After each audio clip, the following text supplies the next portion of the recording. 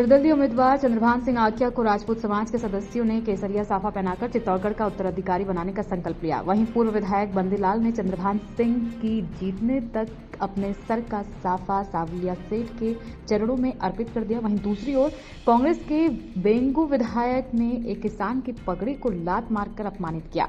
बात की जाए जयपुर की गद्दी की तो रास्ता मेवाड़ से होकर के जुड़ता है और राजपूत समाज इसमें अहम भूमिका निभाता है। वहीं बंदीलाल जाट ने राजपूत समाज द्वारा आयोजित आक्या के सम्मान कार्यक्रम में कहा कि इस बार भाजपा और कांग्रेस दोनों ने ही राजपूत समाज को अपमानित किया। इस बार निर्दलीय उम्मीदवार के कुकर की सीटी इतनी तेज बजेगी कि दाल के साथ कंकड़ भी उबल जाएंगे। भाजपा से 2 बार चित्तौड़गढ़ से विधायक रहे चंद्रभान सिंह आक्या का टिकट काटकर विद्यानगर नगर से 2 बार विधायक रहे नरपत सिंह राजवी चित्तौड़गढ़ से भाजपा का टिकट देकर उम्मीदवार घोषित किया गया, जबकि चित्तौड़गढ़ सीट सुरक्षित सीट दी और चंद्रभान सिंह आक्या 30 वोटों के अंतर से जीत हासिल की थी। उसके बावजूद भी भाजपा प्रदेशाध्यक्ष सीपी जोशी और चंद्रभान सिंह की आपसी दुश्मनी के चलते आक्या का टिकट काटकर भाजपा से नरपत सिंह राजवी को चुनाव मैदान में उतारा, तो स्थानीय के मुद्दे पर राजवी का विरोध होने सुना है। मैंने 10 वर्ष तक वो हमारे विधायक रहे हैं और 2 बार हमने उनको जिताया है, तो तीसरी बार भी कोई मुश्किल नहीं है। 2 बार जो हमने करके दिखाया है तो तीसरी बार भी होगा, ऐसा मेरा पूरा मानना है। तो हमारे फौज को सवेरे 7 बजे से लेके शाम को 5 बजे तक टारगेट को जीता जाएगा, ये हमारा उद्देश्य होना चाहिए। जैसे मैं आप सबसे उम्मीद करता हूँ कि आप लोग बढ़ चढ़ के हिस्सा ले ही रहे हैं और हमें ये निश्चित करना है कि जीत तो निश्चित ही है, बट एक राजस्थान में एक उदाहरण बने कि साहब इतने मतों से जीते हैं, इसके लिए आप सबके सहयोग की आवश्यकता है। मैं व्यक्तिगत तौर पे भी चंद्रभान से बहुत परिचित ज़्यादा नहीं रहा हूँ, क्योंकि छुट्टी में ये पाप के भागी है। पाप का बड़ा घड़ा भरने में देर तो लगती है, लेकिन अंधेर नहीं है। और ये पाप का घड़ा दोनों प्रत्याशियों का भर चुका है। ये दोनों प्रत्याशियों का भर चुका है बंधुओं। मैं गांव-गांव में गया हूं और ये देखा है कि 2008 के बाद में एक भी बड़ा काम विधानसभा क्षेत्र में नहीं हुआ। एक हुआ तो बता देना। एक भी ऐसी इंडस्ट्री नहीं लगने दी जिससे बेरोजगार रोजगार पा सके। हिंदुस्तान जिंक एक लगा रहा था खाद फैक्ट्री, 2-2.5 हजार बच्चे उसमें एब्जॉर्ब होते, लेकिन ऐतराज किसने किया? बदकिस्मती से एक तो जो हमारे विधायक थे और आज कुकर में बैठे हैं, एक तो उन्होंने और दूसरा विदुड़ी जी ने बिना मतलब के मेहमान बनी आए चित्तौड़ में, उत्तर प्रदेश में, मेरठ में, वहीं कहीं दिल्ली विल्ली के आसपास लड़ते ना। ऐसा किस कारण से हुआ? पेट में दर्द क्यों हुआ? उनको सौदेबाजी करनी थी। ऐसे सौदेबाज विधायक बनने लायक नहीं है। मंदिर के जमीन बेचने वाला वोट मांगने का भी अधिकारी नहीं है। इनको वापस एक तो है सांपनाथ और दूसरा है नागनाथ, दोनों का काम है डंसना। और भारतीय जनता पार्टी का काम है उस डसने से, जहर से जनता को बचाना। बंधुओं, ना तो मैं खाता हूं ना खाने देता हूं, इसलिए पेट में दर्द है। और वो पेट में दर्द है तो जैसे छोटा बच्चा होता है जो बोलता नहीं बोलता है, तो नानी दादी उसके पेट के दर्द को उसके रोने के हिसाब से पहचान जाती है और वो लगाती है क्या? हींग लगाती है। ऐसा मजबूत हींग लगाऊंगा कि आने वाली पुश्तों तक उनका पेट दर्द होना ठीक हो जाएगा। पैसा सर चढ़ के बोल रहा, और चित्तौड़ के लिए पैसा कुछ नहीं। चित्तौड़ में कोई भी काम नहीं किया दोनों ने मिलकर। मैं तो एक चीज कह सकता हूं, मेरे को कहता है कि बाहर का है।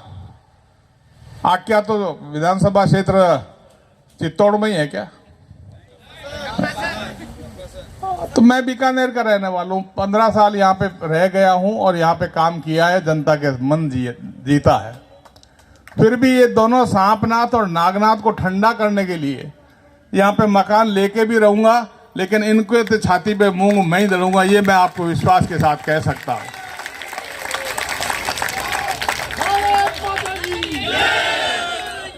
जिस कुत्ते की पूंछ कट जाती है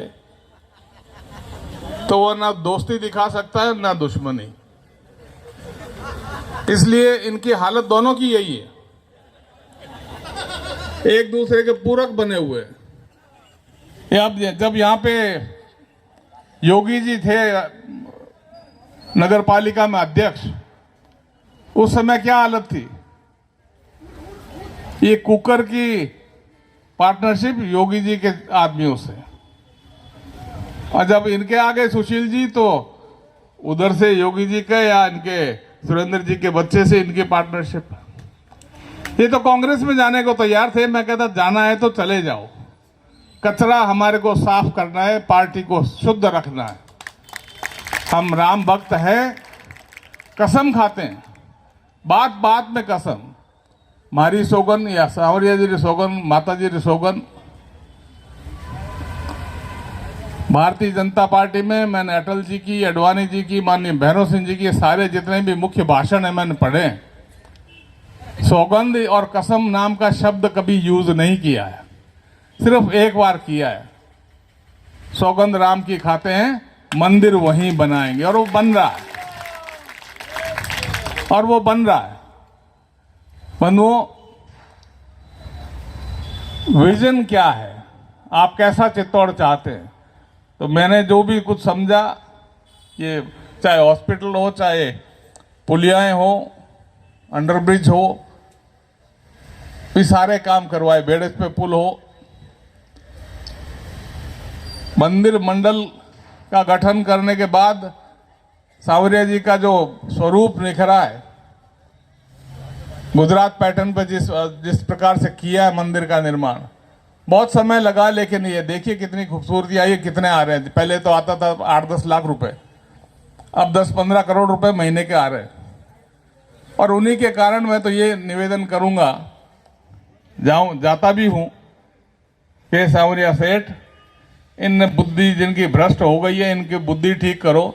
ये चित्तौड़ का नाश करने के लिए तैयार हुए हैं, इनका नाश करो, ताकि ये रावण और अहिरावण दोनों को ही एक साथ ही पहुंचा दें। आपको काफी देर तक वेट करवाया, क्योंकि हमारे को पहले 6 बजे का टाइम दिया, उसके बाद में 7 का, उसके बाद में 8 का।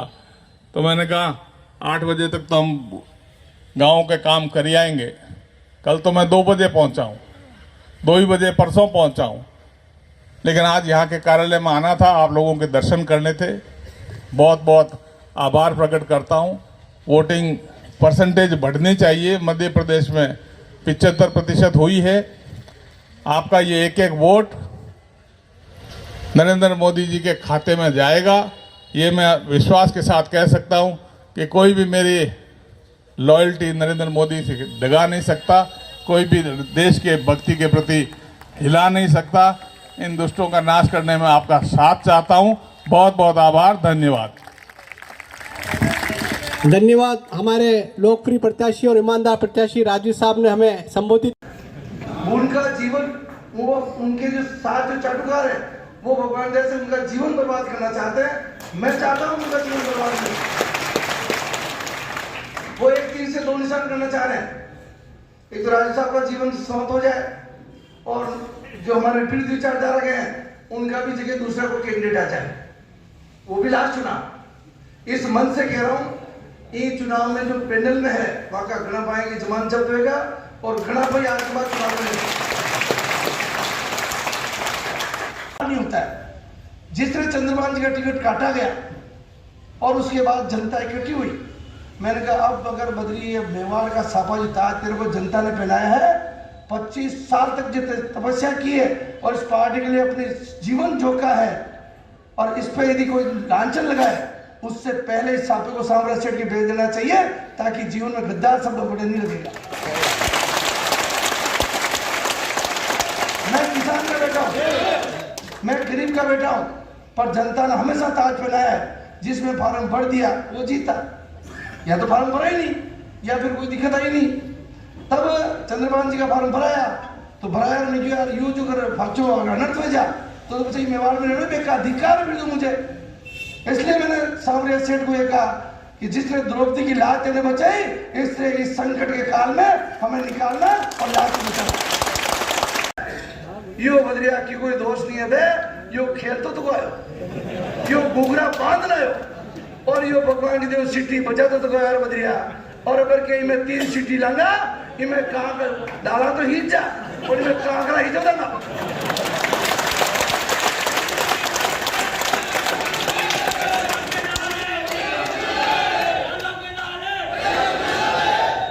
दूसरा, ये जो टिकट कटने का जो है, ये जो टिकट यो मानिस खा दो या मंच चीज खा दो।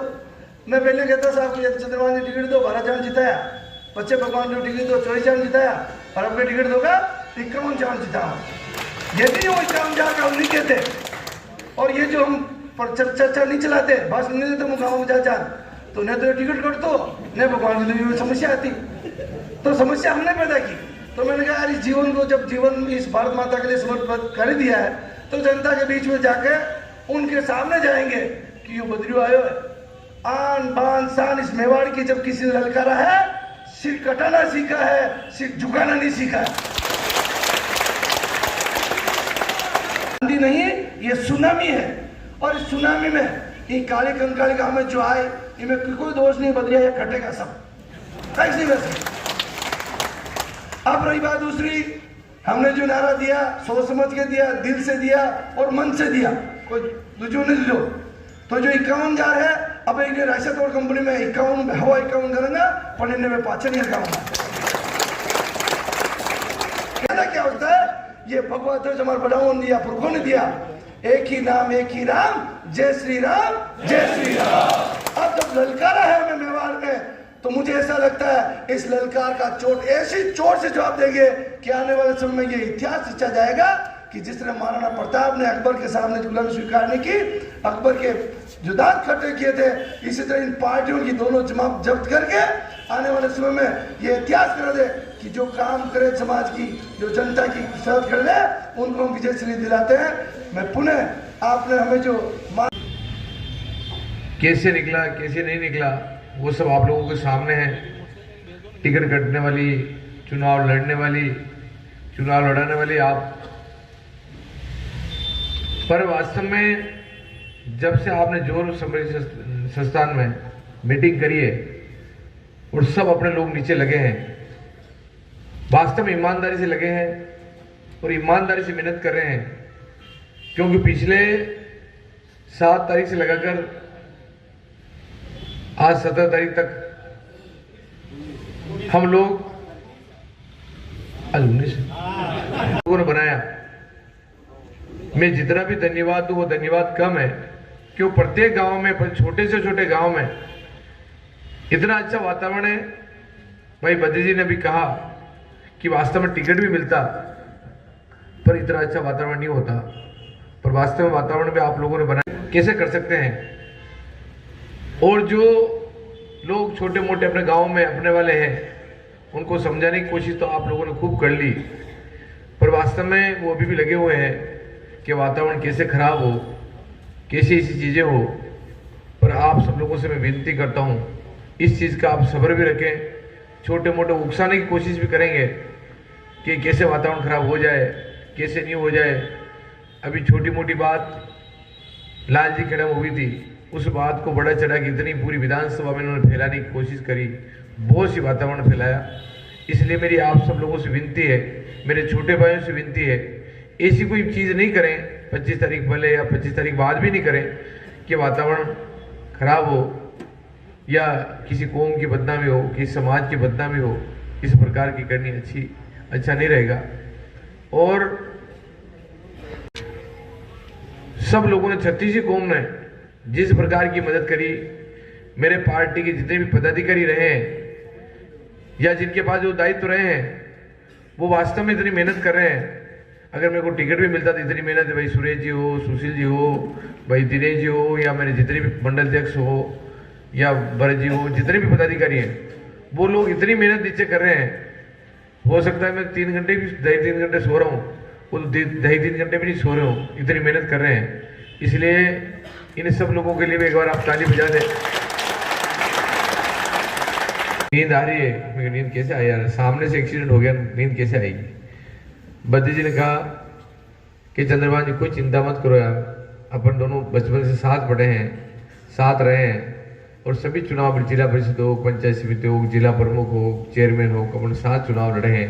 बोले आप हो, सुरेश जी हो, मैं हूँ, गौतम जी हैं, अपन चुनाव लड़ेंगे यार, चिंता मत करो। मैंने कहा बद्री जी चुनाव कैसे लड़ेंगे बताओ आप लोग। बद्री जी कह रहे हैं, बद्री जी मेरा खूब अनुभव है, मैंने कॉलेज के चुनाव भी लड़े हैं, एमएलए का चुनाव भी लड़ा है, जिला प्रमुख का चुनाव भी लड़ा है, डेयरी का 3 बार चेयरमैन रह गया हूँ, भूमि विकास बैंक का चेयरमैन बना हूँ। क्योंकि जो अपनी टीम है, मजबूत टीम है, नरपत सिंह जी राजवी बाहर से आए हैं, उनको कोई वोट देने वाला नहीं है, और जाड़ाव साहब की ऐसी कोई छवि नहीं, वो वोट लिया है, और अपन चुनाव लड़ेंगे और चुनाव जीतेंगे। मैंने कहा बद्री जी कैसे जीतेंगे यार, तो आओ मेरे को शांति से अपन बात करेंगे। बद्री जी को आज आप धन्यवाद भी दो, जिस दिन बद्री जी वहाँ से आए उसके बाद ये घर पे नहीं गए उसी दिन से, और उन्होंने सबसे बड़ा साफे का त्याग भी किया कि मैं साफे का त्याग भी करता हूँ। ये भी बहुत बड़ी बात है किसी आदमी की, और इससे समाज में भी अच्छा मैसेज गया और दूसरे समाजों में अच्छा मैसेज। वोटों से 3-4 हज़ार वोटों से, हाँ 4-4.5 हज़ार वोटों से हारे थे, और उनकी लापरवाही हो गई थी, इसी कारण वो चुनाव हारे थे। इसलिए कहीं पे भी एक वोट भी बाहर हो, उस एक वोट को लाएं, अपने आसपास की पंचायत में कहीं कमी पेशी लग रही हो तो फोन करके बताएं, अपना बूथ जरूर चेक करें, जहाँ जहाँ आपसे हो सकता है वहाँ आप सब लोग मेहनत करें। और एक्सीडेंट में तो हल्का सा अंश जो आया और वो पैदा किया वो आप लोगों ने किया है, और वापस जीवित हुआ हूँ, तो जीवित होने में आप लोगों को बहुत बड़ा हाथ है, क्योंकि आप जहाँ जोर समृद्धि संस्थान में सब लोग आप इकट्ठे हुए थे, और उस दिन आप लोगों ने कहा था कि हम किसी भी परिस्थिति में आप लोगों के साथ हैं, हम साथ रहेंगे और आपको चुनाव लड़ना है। उसी दिन मैंने सोचा कि अगर समाज के सब लोग एक साथ खड़े हैं तो मेरे को चुनाव लड़ना चाहिए। मानस बना, और उसके बाद सभी समाजों का बात हुई, सभी चर्चाएं हुई, और आज जो वातावरण है वास्तव में बहुत अच्छा वातावरण बना है। तो इस वातावरण को बनाए भी रखना है, इस वातावरण को बढ़ाना भी है, और प्रत्येक बूथ पे आप ये नहीं सोचें कि हम चुनाव जीत गए हैं, इस बात को कोई मन में हल्का सा भी नहीं लाए। अगर कोई मन में ऐसा लाए तो 100% वो अपने लिए कहीं कहीं माइनस है। इसलिए जहाँ भी हो सकता है वो करें, क्योंकि बाहर के अधिकारी भी यहाँ बहुत लग रहे हैं, रिटायर्ड अधिकारी भी बहुत आए हुए हैं चित्तौड़ में, 8-10 अधिकारी, मेरे को भी चर्चा मिली, वो अधिकारी भी यहाँ चुनाव में लगे हुए अपने वालों को बात कर रहे हैं, चर्चा कर रहे हैं, जैसी बातें हो सकती है बातें कर रहे हैं। एक जाए और हम लोग राजू साहब जीतने के बाद उनका काम ऐसे संभाल लेंगे। तो मैंने कहा राजू साहब चुनाव जीत सकते क्या? कि चुनाव तो नहीं जीत सकते, अभी तो जमानत जब्त हो रही है, पर चंद्रभान जी लग जाए तो कंपटीशन में आ जाए। अगर आप थोड़ी सी मेहनत करेंगे तो 100% राजू साहब की जमानत हो गई, 100%, कोई नहीं बचा सकता। एक बात और हो रही साहब, मार्केट में कल से कांग्रेस और बीजेपी एक होने की भी हो रही है, क्योंकि राजू साहब का जहां जहां भी सम्मान हो रहा है या वहां कांग्रेस के आदमी बीजेपी का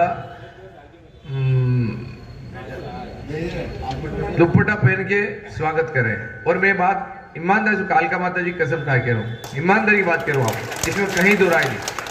और कल परसों से ऐसे अपने लोग हैं कि अब राजू साहब तो नहीं जीत सकते हैं, कहीं चंद्रभान जी जीत जाएंगे तो अपने वोटों को कैसे जाड़ाव साहब के तरफ घुमा सकते हैं। इस बात की विधिवत प्रक्रिया चालू हो गई, इस बात की आप जरूर जानकारी रखें, क्यों उन लोगों को मन में है कि अब राजू साहब तो नहीं जीत सकते हैं और कहीं चंद्रभान जी जीत जाएंगे दिक्कत हो जाएगी, इसलिए वो वाले वोट भी इधर डिवाइड हो रहे हैं। इस चीज़ की भी आप लोग थोड़ी चिंता करके इस बात का जरूर ध्यान रखें, क्योंकि अब योगी जी आ रहे हैं 21 को, तो उसके कंपेरिजन में अपन सब लोगों को मिलकर एक बड़ी सभा करनी जरूरी है। उस सभा के लिए 22 तारीख निश्चित करिए, 22 तारीख को 11-11:30 बजे अपने स्टेडियम में करिए। उसमें आप सब लोग तो पता नहीं सही, पर उसमें संख्या वाइज अपन को कम से कम